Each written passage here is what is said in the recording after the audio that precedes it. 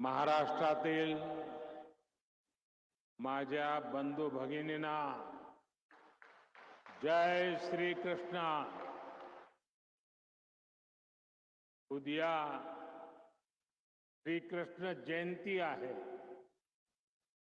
मी तुम्हाला आजच शुभेच्छा देतो.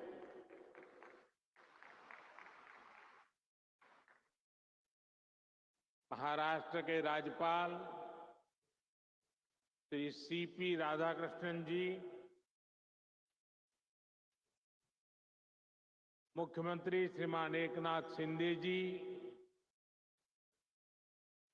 केंद्रीय मंत्रिमंडल के मेरे साथी, देश के कृषि मंत्री, ग्रामीण विकास मंत्री श्रीमान शिवराज सिंह चौहान जी, इसी धरती के संतान मंत्रिपरिषद के मेरे साथी प्रतापराव जाधव, केंद्र सरकार में हमारे मंत्री श्री चंद्रशेखर जी, इसी धरती की संतान बहन रक्षा खड़से जी, उप मुख्यमंत्री श्री अजित पवार जी, देवेंद्र फडणवीस जी, महाराष्ट्र सरकार के मंत्रीगण, सांसद और विधायकगण और विशाल संख्या में हमें आशीर्वाद देने के लिए आई हुई माताएं बहनें,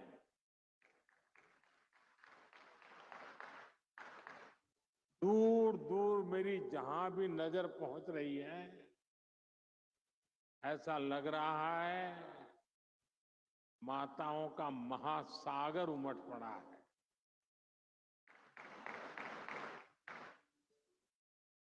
ये दृश्य अपने आप में सुकून देता है. अपनी बात शुरू करने से पहले मैं नेपाल बस हादसे को लेकर अपनी पीड़ा व्यक्त करना चाहता हूं. इस हादसे में हमने महाराष्ट्र के जलगांव के अनेक साथियों को खोया है. मैं सभी पीड़ित परिवारों के प्रति संवेदना व्यक्त करता हूं. जैसे ही ये हादसा हुआ, भारत सरकार ने तुरंत नेपाल सरकार से संपर्क किया. हमने हमारी मंत्री रक्षाताई खड़से को तुरंत नेपाल जाने के लिए कहा. हमारे जो परिजन नहीं रहे, उनके पार्थिव शरीर को हम वायुसेना के विशेष विमान से वापस लाए हैं. जो घायल है उनका अच्छे से इलाज चल रहा है. मैं उनके जल्द स्वस्थ होने की कामना करता हूं. मैं सभी पीड़ितों को विश्वास दिलाता हूं कि उन्हें केंद्र और राज्य सरकार की ओर से पूरी मदद दी जाएगी. साथियों,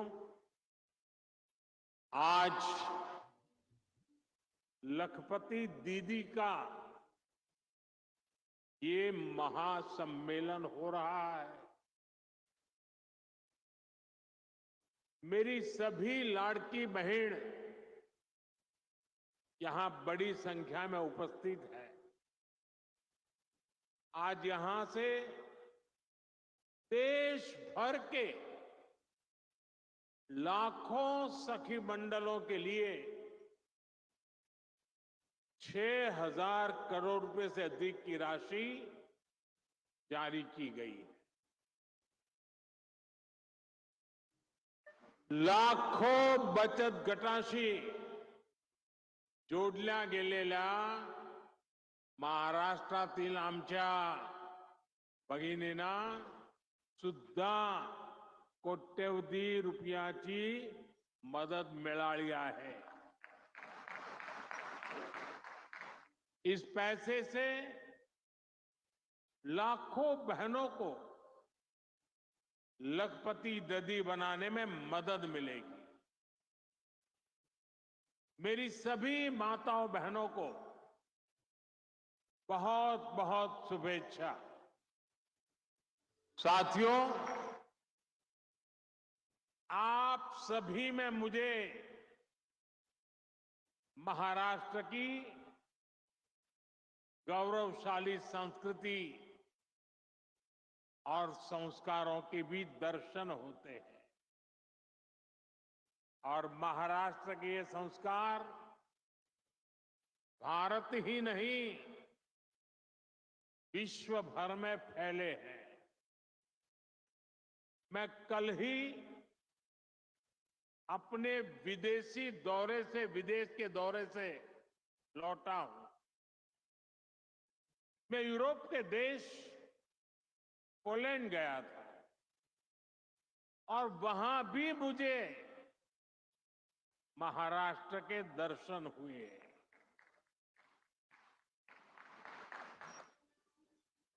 महाराष्ट्र की संस्कृति, यहां के संस्कारों के दर्शन हुए. पोलैंड के लोग महाराष्ट्र के लोगों का बहुत सम्मान करते हैं. यहां बैठकर के आप इसकी कल्पना नहीं कर सकते. वहां की राजधानी में एक कोल्हापुर मेमोरियल है. पोलैंड के लोगों ने ये मेमोरियल कोल्हापुर के लोगों की सेवा और सत्कार की भावना को सम्मान देने के लिए बनाया है. आप में से कुछ लोगों को पता होगा, दूसरे विश्व युद्ध के दौरान पोलैंड की हजारों माताओं और बच्चों को कोल्हापुर के राज परिवार ने शरण दी थी. छत्रपति शिवाजी महाराज के संस्कारों के अनुरूप राज परिवार ने, सामान्य लोगों ने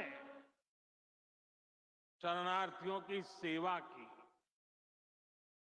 जब वहां मैं महाराष्ट्र के लोगों के सेवा भाव, मानवता प्रेम की प्रशंसा सुन रहा था तो मेरा माथा गर्व से ऊंचा हो रहा था. हमें ऐसे ही महाराष्ट्र का विकास करके महाराष्ट्र का नाम पूरी दुनिया में और ऊंचा करते रहना है. साथियों, महाराष्ट्र के संस्कारों को यहां की वीर और धीर माताओं ने सृजित किया है. यहां की मातृशक्ति ने पूरे देश को प्रेरित किया है. आमचे जळगाव हे तर वारकरी परंपराचे तीर्थ आहे. महान संत मुक्ताईची ही भूमि आहे. उनकी साधना, उनका तप आज की पीढ़ी के लिए भी प्रेरणा है. बहिणाबाई की कविताएं आज भी समाज को रूढ़ियों से बाहर निकल सोचने के लिए मजबूर करती. महाराष्ट्र का कोई भी कोना हो, इतिहास का कोई भी कालखंड हो, मातृशक्ति का योगदान अप्रतिम रहा है। छत्रपति शिवाजी महाराज के जीवन को किसने दिशा दी? ये काम माता जिजाऊ ने किया। जब समाज में बेटियों की शिक्षा, बेटियों के कामकाज को महत्व नहीं दिया जाता था, तब सावित्रीबाई फूले आगे आई। यानी भारत की मातृशक्ति ने हमेशा समाज और राष्ट्र के भविष्य को बनाने में बहुत बड़ा योगदान दिया है। और आज जब हमारा देश विकसित बनने के लिए मेहनत कर रहा है, तो फिर से हमारी मातृशक्ति आगे आ रही है। मैं अपने सामने देख रहा हूं,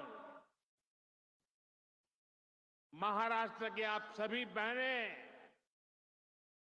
कितना अच्छा काम कर रही है।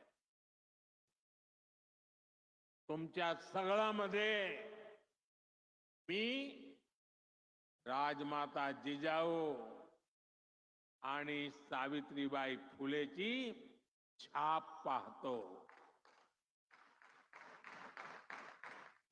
साथियों, जब मैं लोकसभा चुनाव के दौरान आपके बीच आया था, तब मैंने कहा था कि हमें 3 करोड़ बहनों को लखपति दीदी बनाना है। यानी 3 करोड़ ऐसी बहनें और जो सेल्फ हेल्प ग्रुप में काम करती है, जिनकी 1 साल की कमाई 1 लाख रुपए से अधिक होगी। बीते 10 वर्षों में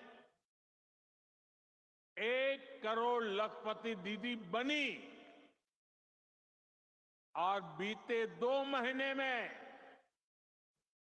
सिर्फ 2 महीने में 11 लाख और लखपति दीदी उसमें जुड़ गई, नई बन गई। यात सुद्धा 1 लाख नवीन लखपती दीदी या आपल्या महाराष्ट्रात तयार झाल्या आहेत। इसमें यहां की महायुति की सरकार ने भी बहुत मेहनत की है। एकनाथ जी, देवेंद्र जी और अजीत दादा की पूरी टीम माताओं बहनों को सशक्त करने में जुटी हुई। महाराष्ट्र में माताओं बहनों के लिए, नौजवानों के लिए, किसानों के लिए एक से बढ़कर एक स्कीम्स, नई नई योजनाएं चलाई जा रही। साथियों, लखपति दीदी बनाने का ये अभियान सिर्फ बहनों बेटियों की कमाई बढ़ाने का अभियान है, इतना नहीं है। ये पूरे परिवार को, आने वाली पीढ़ियों को सशक्त करने का एक महाअभियान है। ये गांव के पूरे अर्थतंत्र को बदल रही है। यहां इस मैदान में मौजूद हर बहन बेटी अच्छी तरह जानती है कि जब वो कमाने लगती है तो कैसे उसका अधिकार बढ़ जाता है, घर परिवार में उसका सम्मान बढ़ जाता है। जब किसी बहन की कमाई बढ़ती है तो परिवार के पास खर्चने के लिए पैसे भी ज्यादा जुड़ते हैं। यानी एक बहन का भी लखपति दीदी बनना पूरे परिवार का भाग्य बदल रहा है। यहां आने से पहले मैं देश के अलग अलग कोने से आई हुई ऐसी बहनों के अनुभव सुन रहा था। सभी लखपति दीदियों के जो आत्मविश्वास था, और मैं कहता तो लखपति दीदी हूं, लेकिन उसमें सब कोई 2 लाख कमाने वाले थे, कोई 3 लाख वाले थे, कोई 8 लाख वाले भी थे। और ये पिछले कुछ ही महीनों में उन्होंने कमाल करके दिखाई है। साथियों, आज आप हर तरफ सुनते हैं कि भारत दुनिया की तीसरी सबसे बड़ी आर्थिक ताकत बनने जा रहा है। इसमें हमारी बहनों बेटियों की भूमिका बहुत बड़ी है। लेकिन कुछ साल पहले तक ये स्थिति नहीं थी। बहनें हर घर, हर परिवार की खुशहाली की गारंटी होती है, लेकिन महिलाओं को मदद मिले इसकी गारंटी लेने वाला कोई नहीं था। देश की करोड़ों बहनों के नाम पर कोई प्रॉपर्टी नहीं होती थी। अगर उन्हें बैंक से लोन लेना होता था तो उनको मिल ही नहीं सकता था। ऐसे में वो कोई भी छोटा मोटा काम करना चाहे तो चाहकर भी नहीं कर पाती। और इसलिए आपके इस भाई ने, आपके बेटे ने एक संकल्प लिया। मैंने तय किया कि कुछ भी हो जाए, मेरे देश की माताओं, बहनों, बेटियों की हर मुश्किल को कम करके ही रहूंगा। इसलिए मोदी सरकार ने एक के बाद एक महिला हित में निर्णय लिए। मैं आज चुनौती देता हूं पहले की सरकार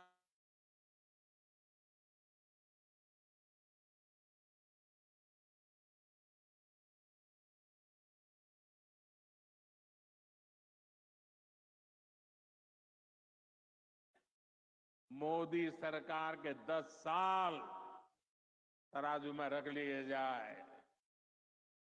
जितना काम मोदी सरकार ने देश की बहनों बेटियों के लिए किया है वो आजादी के बाद किसी सरकार ने नहीं किया है। साथियों, ये हमारी सरकार है जिसने तय किया कि गरीबों के जो घर सरकार बनाती है वो महिलाओं के नाम पर रजिस्टर हो। अभी तक जो 4 करोड़ घर बने हैं उनमें से अधिकतर महिलाओं के नाम पर है। अभी 3 करोड़ और घर बनाने वाले हैं। इनमें से भी अधिकतर घर हमारी माताओं बहनों के नाम ही होंगे, महिलाओं के नाम होंगे। दूसरा काम हमने बैंकों से जुड़ी व्यवस्था में किया। पहले जनधन खाते खोले तो सबसे ज्यादा बहनों के खाते खुले। फिर मुद्रा योजना शुरू की।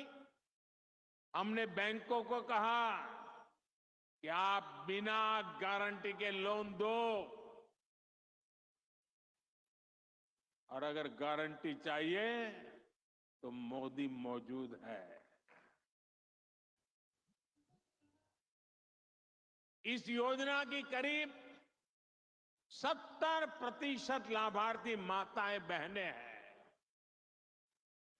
देश में कुछ लोग थे वो कहते थे कि महिलाओं को ऐसे लोन मत दो, डूब जाएगा, इसमें रिस्क है। लेकिन मेरी सोच अलग थी। मुझे आप पर, अपनी मातृशक्ति पर, उनकी ईमानदारी पर, उनके कर्तृत्व पर पूरा भरोसा है। माताओं बहनों ने मेहनत की और ईमानदारी से लोन भी लौटाए। अब तो मुद्रा ऋण की सीमा हमने 20 लाख कर दी है। हमने रेहड़ी फुटपाथ पर काम करने वालों के लिए भी स्वनिधि योजना चलाई। इसमें भी बिना गारंटी का ऋण दिया जा रहा है। इसका भी बहुत बड़ा फायदा हमारी बहनों को, हमारी बेटियों को हो रहा है।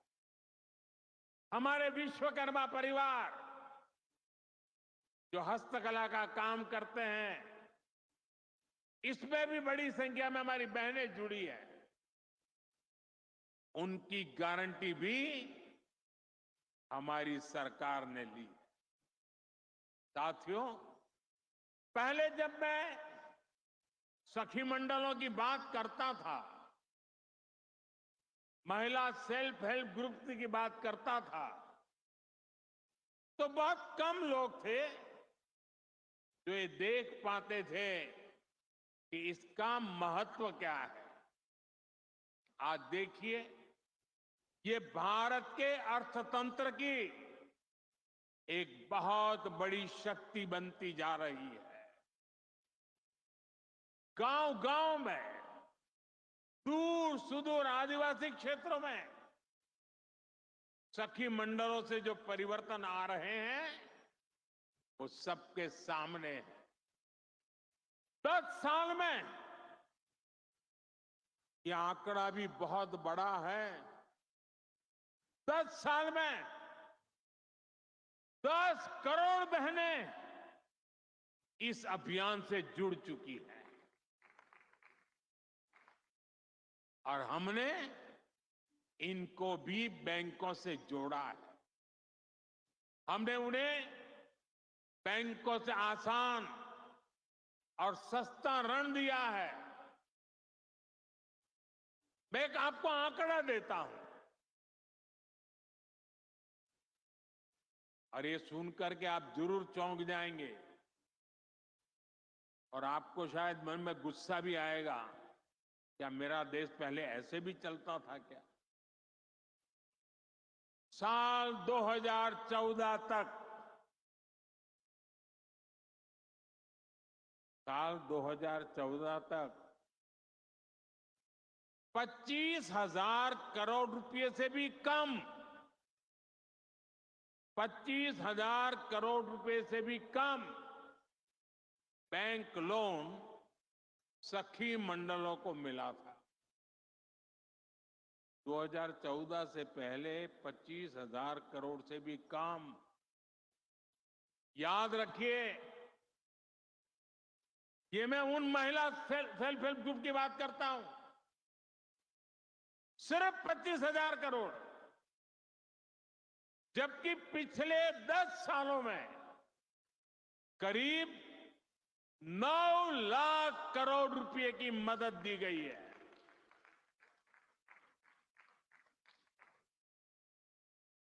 कहां 25,000 करोड़ और कहां 9 लाख करोड़। इतना ही नहीं, सरकार जो सीधी मदद देती है, उसमें भी लगभग 30 गुना की बढ़ोतरी की गई है। इसका परिणाम यह आया है कि आज गांव की हमारी बहनें अपनी आय भी बढ़ा रही है और देश को मजबूत भी बना रही है। और मैं फिर से कहता हूं, ये तो अभी ट्रेलर है।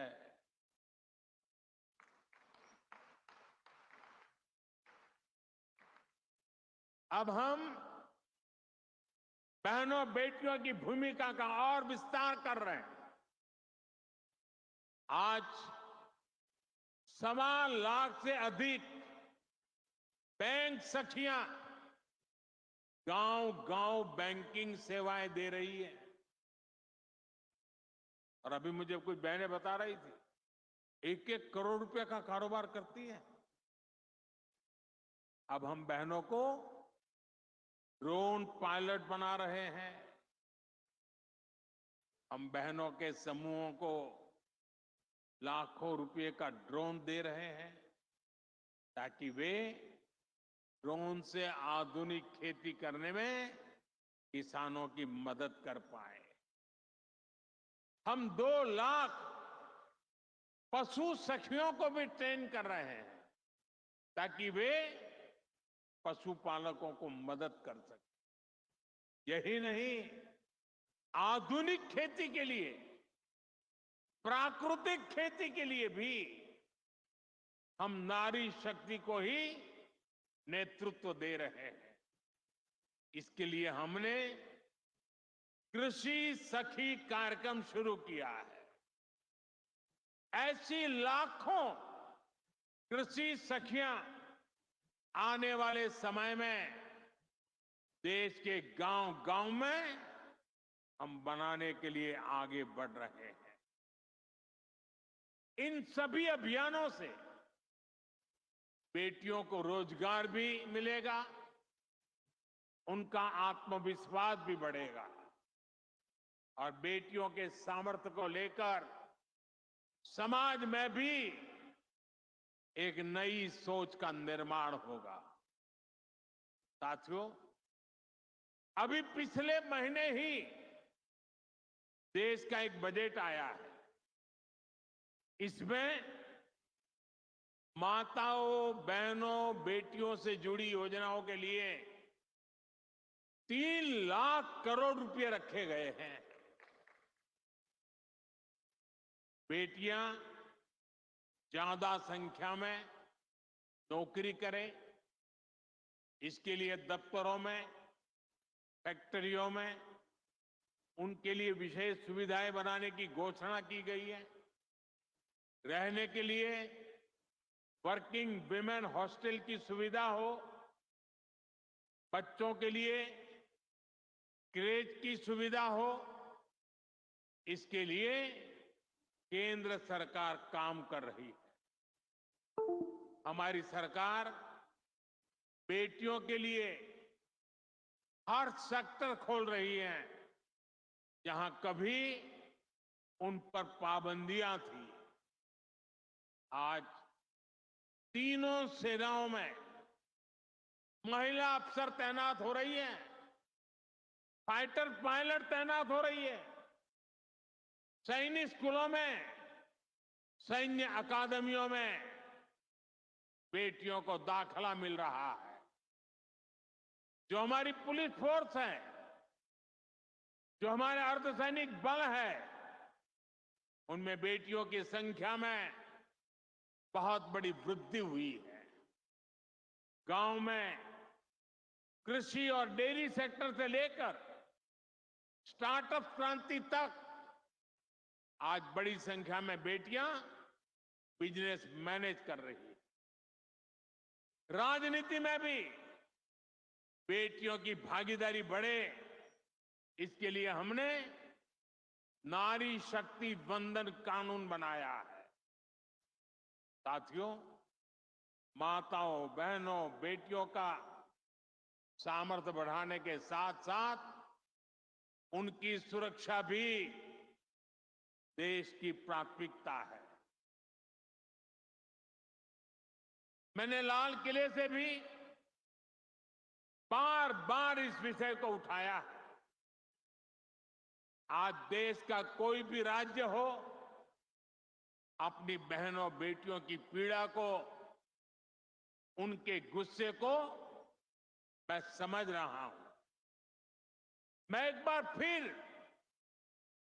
देश के हर राजनीतिक दल से कहूंगा, हर राज्य सरकार से कहूंगा कि महिलाओं के खिलाफ अपराध अक्षम्य पाप है। दोषी कोई भी हो, वो बचना नहीं चाहिए। उसको किसी भी रूप में मदद करने वाले बचने नहीं चाहिए।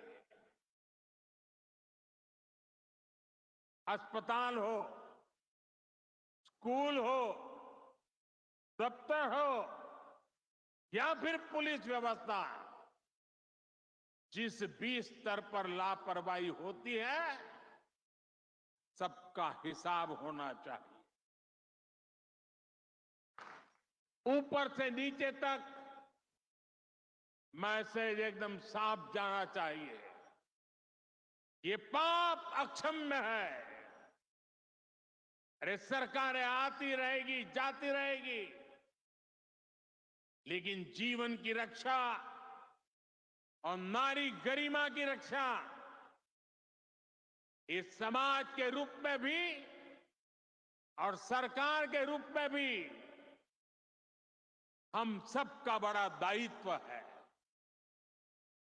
साथियों, महिलाओं पर अत्याचार करने वालों को कड़ी से कड़ी सजा देने के लिए हमारी सरकार कानूनों को भी लगातार सख्त कर रही है। आज इतनी बड़ी संख्या में देश की बहनों बेटियां यहां है, तो इसलिए मैं विशेष तौर पर आपको बताना चाहता हूं।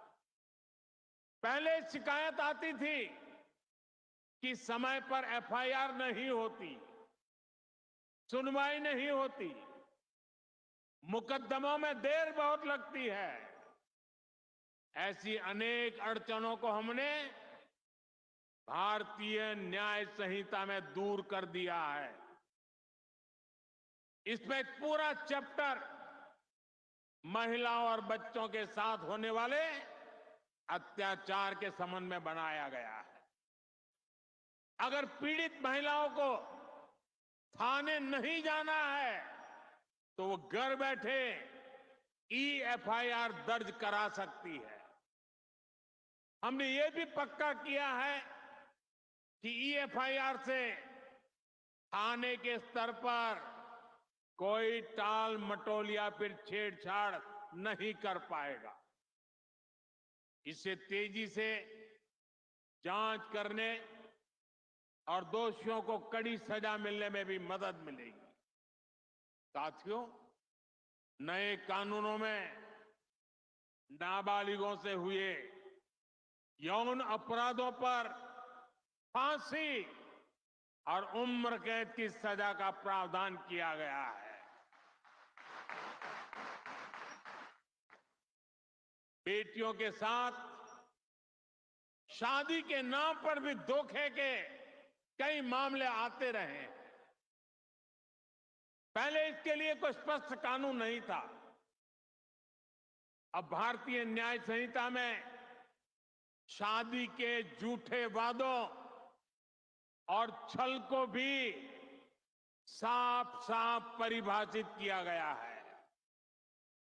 मैं आपको विश्वास दिलाता हूं, केंद्र सरकार महिलाओं के खिलाफ अत्याचार रोकने के लिए हर तरीके से राज्य सरकारों के साथ है। हमें भारत के समाज से इस पाप की मानसिकता को मिटाकर ही रुकना होगा। इसलिए साथियों, आज भारत विकसित होने के रास्ते पर आगे बढ़ रहा है और उसमें महाराष्ट्र की बहुत बड़ी भूमिका है। महाराष्ट्र विकसित भारत का एक चमकता सितारा है।